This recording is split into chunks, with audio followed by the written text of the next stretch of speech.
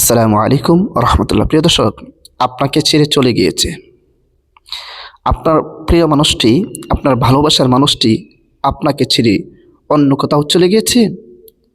তাহলে আজকের এই আমলটি করে আপনি আপনার শরীরে ফু দিন। সে বেহুশ হয়ে, সে পাগলের মতো আপনার কাছে ছুটে আসবে। হ্যাঁ প্রিয় দর্শক, এত কার্যকরী পাওয়ারফুল একটি আমলের কথা আজকে আপনাদের সাথে আলোচনা করব। এই জন্য ভিডিওটা ধৈর্য সহকারে শেষ পর্যন্ত দেখুন, দেখবেন কত কার্যকরী পাওয়ারফুল। হ্যাঁ প্রিয় দর্শক, বিস্তারিতভাবে আমি বলবো এই ভিডিওর মাঝে।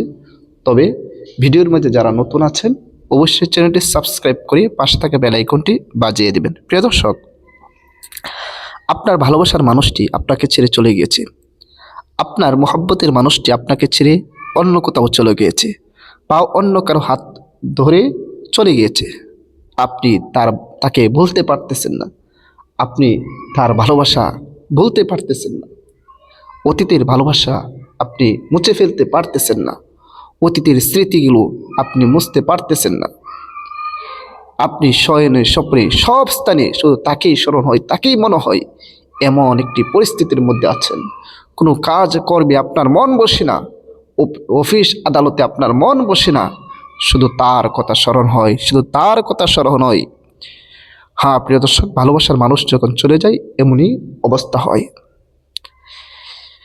এখন এই ভালোবাসার মানুষটিকে যদি আপনি ফিরে আনতে চান, পাগলের মতো বেহুশ হয়ে আপনার কাছে চলে আসবে। আপনি শুধু ধৈর্য সহকারে এই ভিডিওটা শেষ পর্যন্ত দেখুন, তাহলেই আমলটি শিখতে পারবেন এবং আপনার প্রিয় মানুষটিকে আনতে পারবেন। প্রিয় দর্শক, আসুন আমরা জেনে নিই সে আমলটি কীভাবে করব। সে আমলটি আপনাকে গভীর রাতে, রাত্র 2টা বা 3টা বাজে, এই গভীর রাত্রে আপনি আমলটি করতে হবে।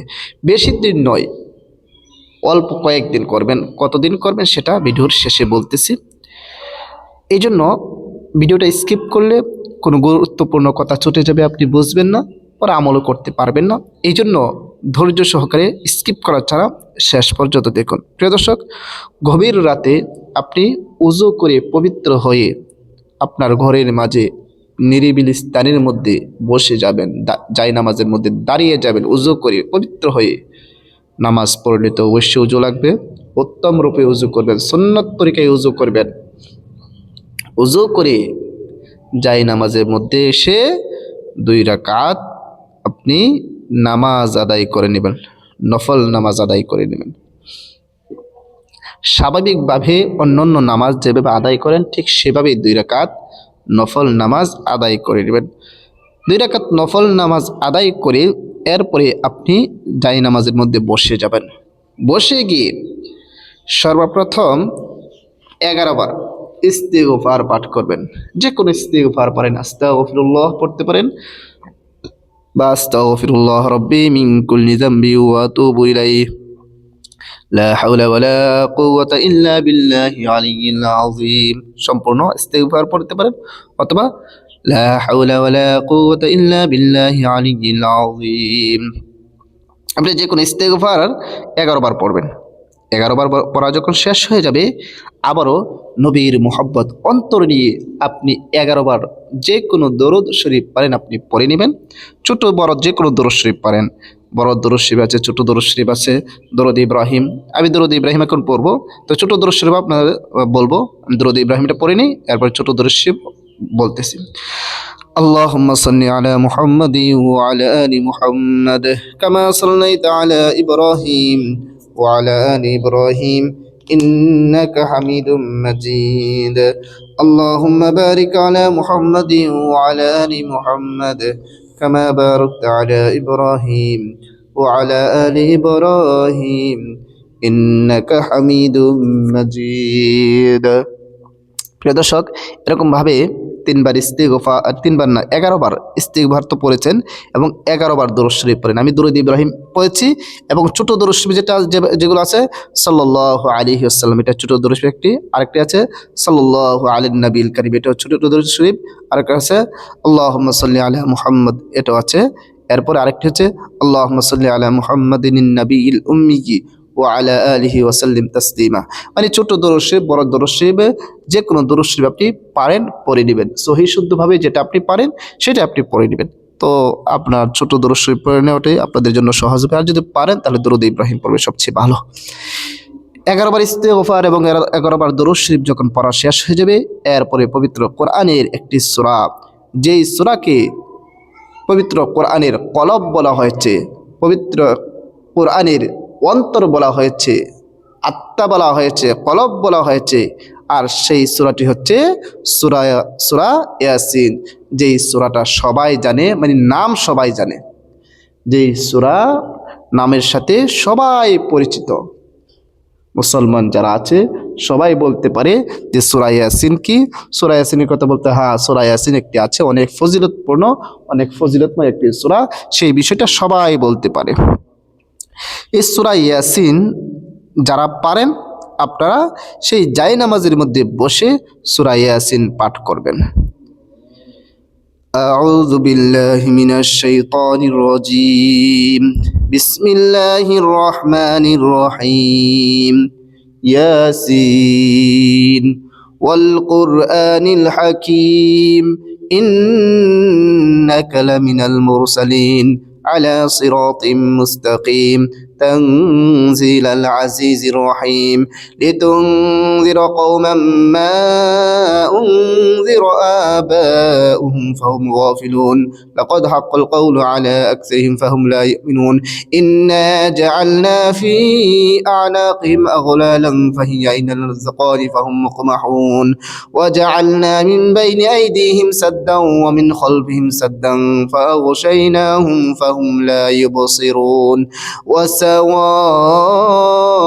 عليهم أنذرتهم أم لم تنذرهم لا يؤمنون إنما تنذر من اتبع الذكر وخشي الرحمن بالغيب فبشره بمغفرة وأجر كريم إنا نحن نحيي الموتى ونكتب ما قدموا وآثارهم وكل شيء أحصيناه في إمام مبين। প্রিয় দর্শক, এই সূরা ইয়াসিন সম্পূর্ণটা তিলাওয়াত করবেন, ঠিক আছে? সম্পূর্ণটা তেলাওয়াত করেন, যারা পারেন তারা করবেন। আর যদি না পারেন তাহলে অন্য একটি পন্থা আছে, সেটাও বলে দিচ্ছি।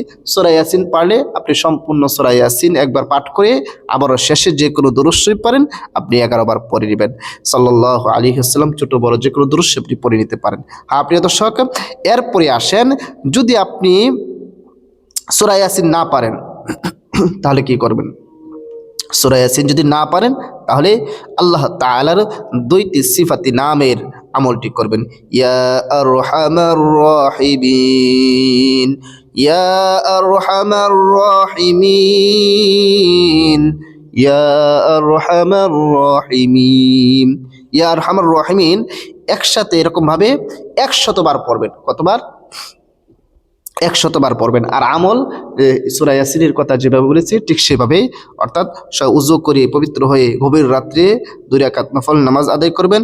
এরপরে 11 বার ইস্তিগফার, 11 বার দরুদ শরীফ পড়বেন। এরপর ইয়া আরহামার রাহিমিন কতবার? 100 বার গনে গনে আঙ্গুলের গিরায় বা তাসবিহ দানা নিয়ে গনে গনে আপনি 100 বার পড়বেন। 100 বার পড়া যখন শেষ হয়ে যাবে আবারও শেষে যে কোনো দরুদ শরীফ পারেন 11 বার পড়ে নেবেন। আপনার আমল করা শেষ। এরপরে আল্লাহ তাআলার কাছে 2টি হাত তুলে দিয়ে চোখের পানি ফেলে ফেলে আল্লাহ তাআলার কাছে দোয়া করবেন এবং আপনার প্রিয় মানুষটির জন্য দোয়া করবেন। আপনি এই আমলটি যদি সঠিকভাবে সহি শুদ্ধভাবে যদি আপনি করতে পারেন, ইনশাআল্লাহ আপনি 3 দিনেই ফলাফল পেয়ে যাবেন। আপনার ভালোবাসার মানুষটি যে আপনাকে ছেড়ে অনেক দূরে চলে গিয়েছে, সে আপনার জন্য বেহুশ হয়ে চলে আসবে, যেখানেই থাকুক পাগলের মতো ছুটে আসবে। মানে আপনার কাছে যতক্ষণ না আসবে ততক্ষণ তার মনের ভিতরে কোনো শান্তি লাগবে না, তার মধ্যে অস্থিরতা বিরাজ করবে। এত কার্যকর একটি আমল। প্রিয় দর্শক, আল্লাহর উপর পূর্ণ আস্থা রেখে সহি শুদ্ধভাবে যদি আপনি আমলটি করতে পারেন অবশ্যই অবশ্যই ফলাফল পাবেন। প্রিয় দর্শক, এই আমলটি নিজেরা করবেন আর ভিডিওটা বেশি করে শেয়ার করে দিবেন। আরেকটি কথা বলে নেই, অনেকেরা আমলটি করার জন্য কমেন্টসে বলে যে অনুমতি দিন। প্রিয় দর্শক, আপনাদের অনুমতি এভাবে নিতে হবে না, আপনাদের অনুমতি আমি দিয়ে দিলাম। তবে একটি শর্ত আছে, শর্তটা হচ্ছে যে ভিডিওটার মাঝে একটা কমেন্টস করবেন, লাইক করবেন আর ভিডিওটা শেয়ার করে দেবেন। আপনার অনুমতি দেওয়া হয়ে যায়, অনুমতি নেওয়া হয়ে যাবে। আমার কমেন্টের রিপ্লাইয়ের জন্য কখনো বসে থাকবেন না। আশা করি সবাই বুঝতে পেরেছেন। প্রিয় দর্শক, যে কোনো প্রিয় মানুষকে ফিরিয়ে আনার জন্য, আপনার পুরাতন নতুন সব প্রিয় মানুষকে ফিরিয়ে আনার জন্য এই আমলটি অত্যন্ত কার্যকরী। আল্লাহর উপর পূর্ণ আস্থা রেখে সহি শুদ্ধভাবে যদি আমলটি করতে পারেন, অবশ্যই অবশ্যই ফলাফল পাবেন। প্রিয় দর্শক, সবাইকে অসংখ্য ধন্যবাদ ভিডিওটি দেখার জন্য। আসসালামু আলাইকুম ওয়া রাহমাতুল্লাহ।